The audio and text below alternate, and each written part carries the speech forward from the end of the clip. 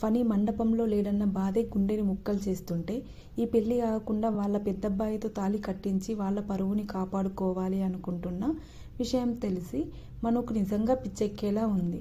ఫణి అమ్మ నాన్న తన అమ్మ నాన్నలతో మాట్లాడడం విని, ప్లీజ్ నాన్న, నువ్వు దీనికి ఒప్పుకోకు, నాకు ఈ పెళ్లి ఇష్టం లేదు, పెళ్లి వద్దని అతని వెళ్ళిపోతే అందులో నా తప్పేముంది, ప్లీజ్ సేవ్ మీ నాన్న, నా మనసుతో ఆడుకోవద్దు అని అంటూ మను మోకాళ్ళని చేతులతో చుట్టుకొని లోపల కుళ్ళి ఏడుస్తుంది. కానీ ఎక్కడో ఆశ, వీళ్ళు చెయ్యాలి అనుకున్న మహి ఒప్పుకోడని. అతనెందుకు చేసుకుంటాడు? అతనికి పరిచయం కూడా లేదు. తను ఏమైపోతే తనకేంటి అనుకుంటాడు గాని తాళి ఎందుకు కడతాడు? ఎట్టి పరిస్థితుల్లోని ఈ పెళ్లి జరగదు, ఇంకా ఇక్కడే ఉండి ఆ బాధ నేను భరించలేను అనుకుంటూ పైకి లేచి రూమ్లో నుంచి బయటకు వచ్చి వెళ్ళిపోవడానికి పరిగెత్తడం మొదలుపెట్టింది. సగం దూరం వెళ్ళగానే నేను ఈ పెళ్లి చేసుకుంటాను అని గట్టిగా మహి చెప్పడంతో మను కాళ్ళు ఒక్కసారిగా ఆగిపోయాయి. తను విన్నది కలో నిజమో అర్థం కాక వెనక్కి తిరిగి చూసింది. మహి పక్కన వాళ్ళ డాడీ నిలబడి ఉన్నాడు. కొడుకు సమాధానం విని ఆయన ప్రశాంతంగా ఉన్నాడు. నో మహి, మీ తమ్ముడు తప్పుకి మీరు శిక్ష అనుభవించాల్సిన అవసరం లేదు. మన ఇద్దరికీ తెలుసు ఈ పెళ్లి నలుగురికి చూపించడానికి తప్ప ఇద్దరికీ సంతోషం లేదని. మన మనసుల్లో ఒకరంటే ఒకరికి ఏ ఫీలింగ్స్ లేవు. ప్రేమ లేని పెళ్లి ఎక్కువ రోజులు నిలబడదు. అప్పుడు విడిపోవడం కన్నా దీన్ని ఇక్కడితో ముగించడమే అందరికీ మంచిది అనుకుంది మనసులో. కానీ అక్కడ తన మాట వినేదెవరని అమ్మా నాన్న కూడా ఈ పెళ్లికి ఓకే చెప్పేశారు. అమ్మ తన దగ్గరికి రావడం స్పష్టంగా కనిపిస్తుంది. ఆవిడ మొహం ఈ పెళ్లి చేసుకోమని తనని మౌనంగా బ్రతిమలాడినట్టు ఉంది. తన తండ్రి మొహం ఈ పరిస్థితుల్లో ఇంతకన్నా నేనేం చేయలేను అన్నట్లుగా ఉండడంతో మను కాళ్ళు మళ్ళీ మండపం వైపు తిరిగాయి. మండపం వైపు ఒక్కో అడుగు వేస్తూ గంటలో తన జీవితం ఎలా తలకిందులైందో గుర్తు చేసుకుంటూ ఉంటే తను ఇంకా బ్రతికే ఉందా, లేదంటే ఇది తన మృతదేహమా అనే అనుమానం మొదలైంది. మహి మొహంలో కూడా సంతోషం లేదు. వాళ్ళ డాడీ వైపు బ్లాంక్గా చూస్తూ, ఫణి, నేను నిన్ను లైఫ్లో క్షమించను అని తమ్ముణ్ణి మనసులో గట్టిగానే తిట్టుకుంటున్నాడు. ముహూర్తం టైం అవుతుంది. పంతులు గారు తొందర చేయడంతో పని కోసం తీసుకువచ్చిన పానకం గ్లాస్ మహికి ఇచ్చాడు శ్రీను.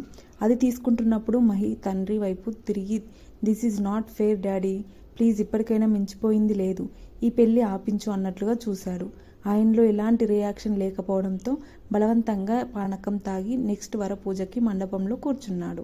అప్పటికప్పుడు బాసికం కట్టి కళ్యాణ తిలకం దిద్ది బుగ్గన చుక్క పెట్టింది మహి పెదనాన్న కూతురు. పెళ్లి వేడుక మొదలైంది. పెళ్లి చేసుకునే ఇద్దరి మొహాల్లోనూ సంతోషమన్న మాట దూరాల వరకు ఎంత వెతికినా కనిపించలేదు. అరుంధతిని చూపించడంతో పెళ్లి కార్యక్రమం అంతా ముగిసి మను పేరు మారి కుమారి మానస కాస్త వీరమచినేని మానస మహిధర్ అయింది. అప్పగింతలు కాగానే అత్తారింటికి బయలుదేరింది. హైదరాబాద్లోని వాళ్ళ ఇంటికి బయలుదేరారు.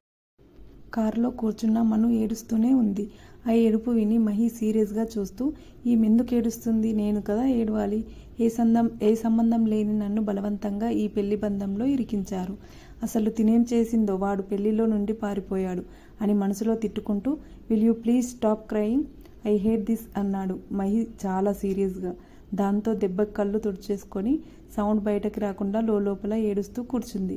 తెల్లవారుతుండగా కార్ ఇంటి గేట్లోకి ప్రవేశించింది.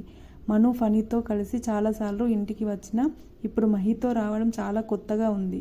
ఫణితో వచ్చినప్పుడు జరిగిన జ్ఞాపకాలు గుర్తుకు వచ్చి పెద్దగా ఏడవాలనిపించింది. కానీ మహికి కోపం వస్తుందని మనసులోనే 100 సార్లు చచ్చిపోయింది. హారతి ఇచ్చి లోపలికి తీసుకువెళ్ళగానే, మామ్ ప్లీజ్, మీకు కావాల్సింది చేశాను కదా, ఇంకా నన్ను వదిలేయండి. ఇప్పుడు వ్రతాలు పూజలు అంటూ ఏమీ మొదలు పెట్టకండి, నేనేం చేయను అంటూ కోపంగా తన రూంలోకి వెళ్ళిపోయాడు మహి వెళ్ళిపోవడంతో పైన ఉన్న ఉత్తరీయం పడిపోయి వేసిన బ్రహ్మముడి మనుని చూసి వెక్కిరిస్తున్నట్లుగా అనిపించింది. తన బాధ ఎవరికి చెప్పుకోవాలో అసలు అర్థం కాలేదు. తమ్ముడిని ప్రేమించి అన్నని పెళ్లి చేసుకున్నానని అలా ఏడుస్తూ అత్తగారింట్లో కాలు పెట్టిన మొట్టమొదటి కోడలు బహుశా తనేనేమో అనిపించింది మనుకి. భాగ్య కోడలి బ్యాగ్ని కొడుకు గదిలో పెట్టించింది. మెల్లిగా కోడలు దగ్గరకు వచ్చి, వీలైతే నన్ను క్షమించు మను అని 2 చేతులు పట్టుకొని ఆమె కళ్ళల్లో నుంచి కన్నీళ్లు కారిపోతున్నాయి. మనుకి ఆ క్షణం ఎలా రియాక్ట్ అవ్వాలో అస్సలు అర్థం కాలేదు. ఆవిడని కౌగిలించుకొని పెద్దగా ఏడవాలి అనుకుంది. కానీ అలా చేసి ఆవిడ గిల్టీ ఫీలింగ్ని ఇంకా పెంచడం ఇష్టం లేక అలా నిలబడింది. తనే స్వయంగా మనుని తీసుకొని వెళ్ళి మహి గది దగ్గర వదిలిపెట్టింది.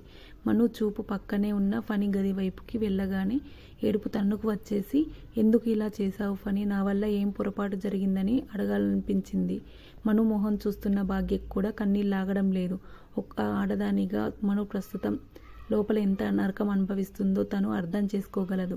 చీమకు కూడా హాని చేయని తన ఫణి ఇలా ఎలా చేశాడో ఆవిడకి ఎంత ఆలోచించినా అర్థం కావడం లేదు. రాజేంద్ర కింద నుండి పిలవడంతో తన ఆలోచన నుండి బయటకు వచ్చి కళ్ళు తుడుచుకొని లోపలికి వెళ్ళి రెస్ట్ తీసుకోమను, ఏమన్నా కావాలంటే నన్ను పిలువు, ప్రస్తుతం నేను నీ బాధను తీసేయలేను కానీ మనిషిగా నీ బాధను ఫీల్ అవ్వగలను, మీ అమ్మను కాలేను కానీ నీ ఫ్రెండుని అనుకో అని చెప్పి లోపలికి పంపించింది. మహి బెడ్రూమ్లో అలాగే నిలబడి మను లోపలికి రాగానే స్నానానికి వెళ్ళినట్లున్నాడు. మను లోపలికి వెళ్ళేసరికి వాష్రూమ్ నుండి బయటికి వచ్చాడు మహి. టవల్తో బయటకు రావడంతో మను వెంటనే వెనక్కి తిరిగి నిలబడింది. తన రూమ్లో మనుని చూసి మహి కోపం ఇంకా ఎక్కువైంది. కానీ ఏం చేయలేక నైట్ డ్రెస్ వేసుకుని తల పగిలిపోవడంతో టాబ్లెట్ వేసుకొని బ్లాంకెట్ ముసుగేసుకొని పడుకున్నాడు. చాలాసేపు అలాగే నిలబడి మెల్లగా పూల జడ తీసేసి నగలన్నీ పక్కన పెట్టి తన బ్యాగ్లో నుండి టవల్ డ్రెస్ తీసుకొని వాష్రూమ్కి వెళ్ళింది మను. ఆ ట్యాప్ కింద కూర్చొని ఎంత ఏడవాలో ఏడ్చి అక్కడే బట్టలు వేసుకొని తల తుడుచుకుంటూ బయటకు వచ్చి సోఫాలో కూర్చుంది. అలా కూర్చొని మౌనంగా ఏడుస్తూ ఎప్పుడు నిద్రపోయిందో తెలియదు. మెలకువ వచ్చి లేచేసరికి మహి ఫోన్లో అరవడం విని భయంగా చూసింది. నువ్వేం చేస్తావో నాకు తెలియదు, ఫుల్ పేమెంట్ సెటిల్ చేసి ఫ్లాట్ కీస్ రేపు మార్నింగ్ లోపు నా చేతిలోకి వచ్చేలా చూడు, లేదంటే రేపు నీ ప్లేస్లో కొత్త అసిస్టెంట్ ఉంటాడని వార్నింగ్ ఇచ్చాడు. దేవుడా, ఫణికి ఇతనికి అసలు ఏం సంబంధం లేదు. కూల్గా హాయిగా మాట్లాడే ఫణి ఎక్కడ, మాటలతోనే బాణాలు వదిలే ఇతనెక్కడ అనుకొని ఏదో గుర్తొచ్చిన దానిలాగా ఫణి ఇంకా నేనెందుకు అతన్నే తలుచుకుంటున్నాను, వద్దని వదిలేసి వెళ్ళిన వాడి కోసం తనెందుకు ఏడవాలి అనుకొని కళ్ళు తుడుచుకుంది మను. మహి వాళ్ళ సొంత ఇంటి నుంచి కొత్త ఫ్లాట్లోకి షిఫ్ట్ అవుతున్న విషయం తెలిసి మను అలాగే చూసింది. తన మనసులో చెలరేగుతున్న తుఫాన్ ఇప్పట్లో తీరానికి చేరదని ఆమెకు బాగా అర్థమై అది ఎటు లాక్కెళ్ళి పడేస్తే అటు వెళ్ళడానికి చేతులెత్తేసి కూర్చుంది. ఇప్పుడు తన జీవితం మహి కంట్రోల్లోకి వెళ్ళిందని తెలుసుకోవడానికి ఆమెకు ఎక్కువ సమయం పట్టలేదు. వచ్చి రావడంతోనే వేరు కాపురం పెడుతున్న క్రెడిట్ కూడా తన ఖాతాలో పడుతుంటే ఏం మాట్లాడలేక నిర్లిప్తంగా చూస్తూ కూర్చుంది మను. 2 గంటల ముందు, డాడీ మీరు చెప్పినట్లే పెళ్లి చేసుకుంటున్నాను కదా, యుఎస్ కూడా వెళ్ళడం లేదు, మన కంపెనీలోనే ఉండడానికి కూడా సిద్ధమయ్యాను. ఒక్క రోజులో నా జీవితాన్ని ఇన్ని మలుపులు తిప్పిన మిమ్మల్ని, మీ తెలివితేటల్ని చూసి ఏం చేయాలో నాకు అర్థం కావడం లేదు. ఇంకా నా వల్ల కాదు. వీటన్నిటికీ నేను మిమ్మల్ని ఫణిని ఎప్పటికీ క్షమించను. ఒక కొడుకుగా నేను నా బాధ్యతల్ని పూర్తి చేశాను. ఇప్పుడు మీరు నా మాట వినండి. నేను మన ఆఫీస్కి దగ్గరలో ఫ్లాట్ తీసుకుంటున్నాను. రేపటిలోపు అక్కడికి షిఫ్ట్ అయిపోతాను అన్నాడు మహి. వాట్ అన్నాడు రాజేంద్ర ఆశ్చర్యంగా. ఇక్కడుంటే నా లైఫ్ని నాకంటే ఎక్కువ మీరు రూల్ చేసేలా ఉన్నారు డాడ్. ప్లీజ్ నా జీవితం గురించి డెసిషన్స్ మీరు తీసుకోవడం ఆపండి. నా బ్రతుకు నన్ను బ్రతకనివ్వండి అన్నాడు మహి ఫ్రస్ట్రేషన్గా అరుస్తూ.